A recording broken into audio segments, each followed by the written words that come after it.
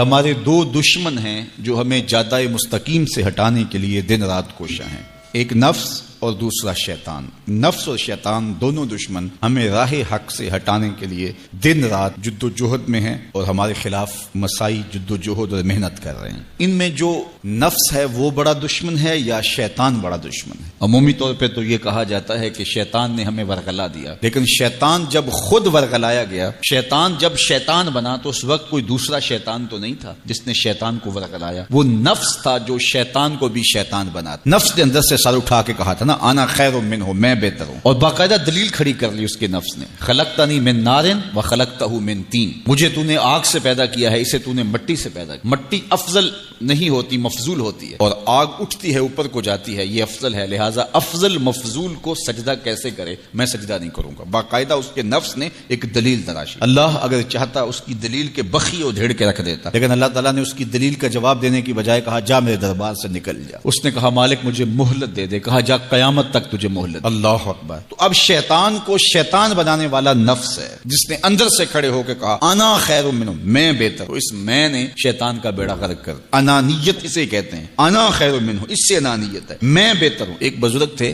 انہوں نے ساری زندگی اپنی زبان پہ لفظ میں نہیں آنے دیا۔ وہ فرماتے تھے یہ وہ لفظ ہے جس نے شیطان کا بیڑا غرق۔ تو وہ اس مفہوم کو ادا بھی کرنا چاہتے تو بالفاظ دیگر کر۔ کسی نے سنا کہ فلاں شخص ہے، اس کی زبان پہ کبھی میں کا لفظ نہیں آیا، تو اس نے کہا لو اس کی زبان پہ یہ لفظ کیوں نہیں آیا؟ میں جاتا ہوں اور ان کی زبان پہ یہ لفظ آئے ہی آئے۔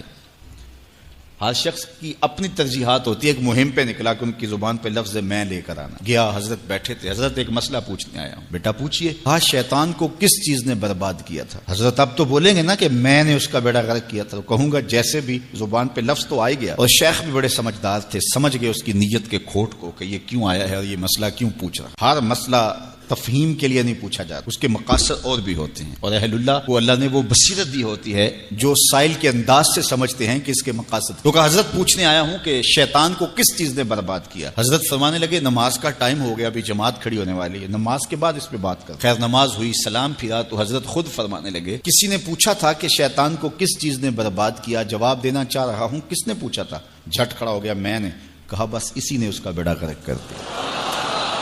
تو انانیت میں جو ہے یہ شیطان کو شیطان بنانے والی، نفس جس نے اندر سے سر اٹھایا اور کہا انا خیر منہ، میں بہتر ہوں، تو یہ شیطان کو شیطان بنانے والا نفس ہے۔ تو نفس شیطان سے بھی بڑا دشمن۔ اب ہمارے ساتھ دو بڑے دشمن لگے ہوئے، ایک شیطان اور دوسرا نفس، اور دونوں ہمارے باطن کو اجاڑنے کے لیے، ہمارے من کو بے چراغ کرنے کے لیے، ہمارے اندر کی روشنیاں بجھانے کے لیے دن رات کوشاں۔ ایک تنہا ناتواں اکیلی جاں، دو دشمنوں کے نرغے میں، اور دونوں دشمن بڑے تگڑے اور بہت طاقتور، اور ہر وقت ہمارے اوپر حملہ آور۔ الشیطان جاسم علی قلب ابن آدم فاذا ذکر اللہ خنس واذا غفل وسوس۔ حضرت نبی رحمت صلی اللہ علیہ وآلہ وسلم نے ارشاد فرمایا شیطان اولاد آدم کے دل پہ قبضہ جماتا ہے، اور جب بندہ غافل ہوتا ہے تو یہ وسوسے ڈالتا ہے، اور جب بندہ اللہ کا ذکر کرتا ہے تو یہ بھاگ جاتا ہے۔ تو شیطان وسوسہ اندازی کرتا ہے، باطن کو اجاڑتا ہے، من کو لوٹتا ہے۔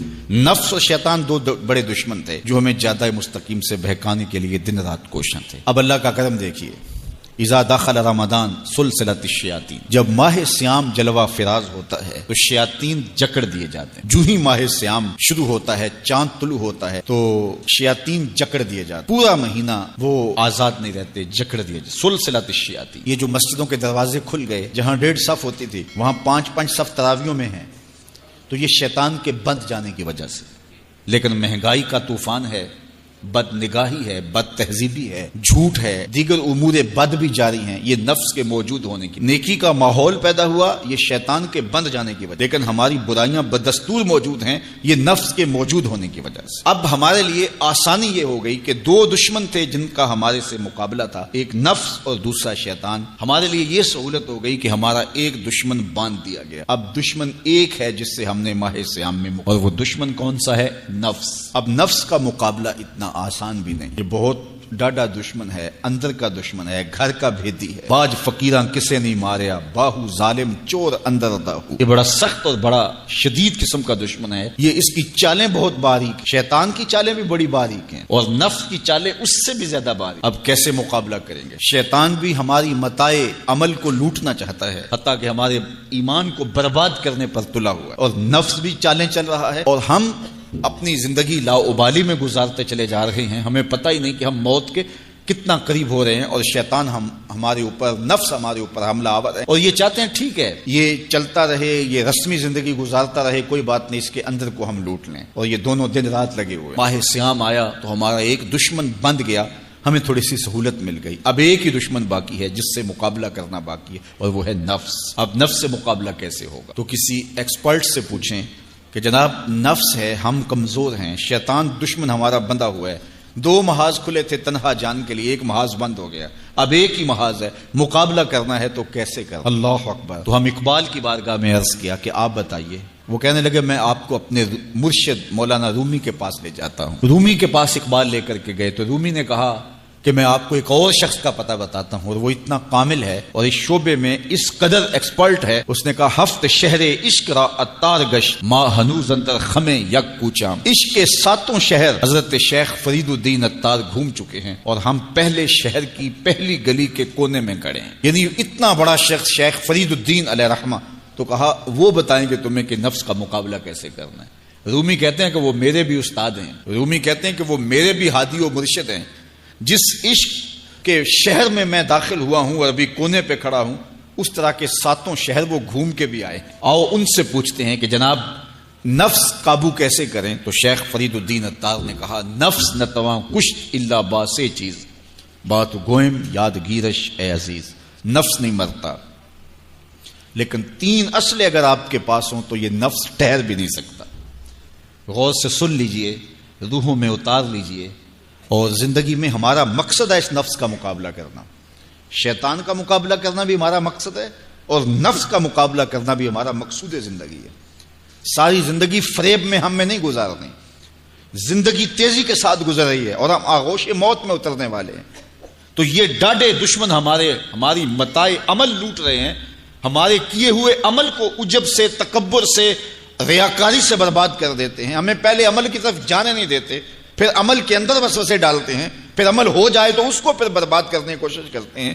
کتنے ڈاڈے دشمن ہیں جن کے نرغے میں ہم پھنسے ہوئے ہیں۔ تو پھر ہمیں کوئی بندہ مل گیا ہے جو بتا رہا ہے کہ جناب اس کا مقابلہ ایسے کریں گے، تو پھر آج کی سن لیں ہم اور غور کر لیں اور اپنے اندر اتریں۔ تو شیخ فرید الدین اتار ہمیں بتا رہے ہیں، تو سنیے وہ کیا کہہ رہے ہیں۔ نفس نتواں کشت الا باسے چیز، نفس نہیں مرتا، یہ بڑا ڈاڈا ہے، لیکن 3 اصلیں اگر آپ کے پاس ہوں تو یہ ٹھہر بھی نہیں سکتا۔ وہ 3 اصلیں کون سے ہیں؟ خنجر خاموشی و شمشیر جو، نیزائے تنہائی و ترک ہجو۔ ایک خاموشی کا خنجر، دوسرا بھوک کی تلوار، اور تیسرا تنہائی کا نیزہ۔ یہ 3 اصلیں تمہارے پاس ہوں تو پھر نفس ٹھہر بھی نہیں سکتا۔ خاموشی کے خنجر سے نفس پہ وار کیا جا سکتا ہے۔ میرے اور آپ کے آقا مولا نے فرمایا من سمتا نجا، جس نے خاموشی اختیار کی وہ نجات پا گیا۔ ہماری زندگی کے جتنے بھی برے اعمال ہیں ان میں سے سب سے زیادہ برے اعمال ہماری زبان کرتی ہے۔ ہمارے ہاتھ بھی گناہ کرتے ہیں، کسی پہ ظلم کریں تو گناہ کرتے ہیں، ہمارے پاؤں بھی گناہ کرتے ہیں، برائی کے اڈے پہ چل کے جاتے ہیں، ہماری آنکھیں بھی گناہ کرتی ہیں، ہماری سوچیں بھی گناہ کرتی ہیں، ہم حرام کمائیں کھائیں تو پیٹ بھی ہمارا گناہ کرتا ہے، لیکن سب سے زیادہ گناہ ہماری زبان کرتی ہے۔ جھوٹ یہ بولتی ہے، غیبت یہ کرتی ہے، بہتان یہ لگاتی ہے، گالی گلوچ سب و شتم یہ کرتی ہے، گلے شکوے کا انداز، ناشکری کا لہجہ یہ اختیار کرتی ہے۔ اسی لیے میرے اور آپ کے آقا مولا نے فرمایا جو تمہارے 2 جبڑوں کے درمیان ہے، یعنی تمہاری زبان، اور جو 2 ٹانگوں کے درمیان ہے، تمہاری پارسائی کی جگہ، ان 2 چیزوں کی تم مجھے ضمانت دے دو، میں محمد تمہیں جنت کی ضمانت دے دیتا ہوں۔ تو اپنی زبان کی حفاظت کرنی ہے۔ دیکھیے یہ سننے کے لیے چیزیں نہیں ہیں محض، بلکہ ان پر ہم عمل کریں، اور آج سے ہی دیکھیے یہ موسم رحمت ہے، رحمت کی برکھا برس رہی ہے، اور یہ موسم نور ہمارے سیکھنے کے لیے ہے۔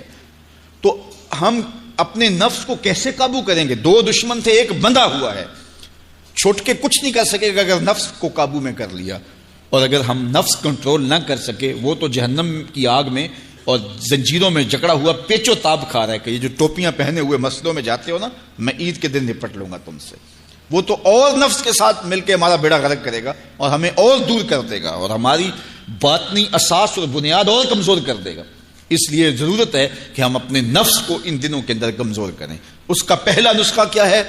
خاموشی کا خنجر.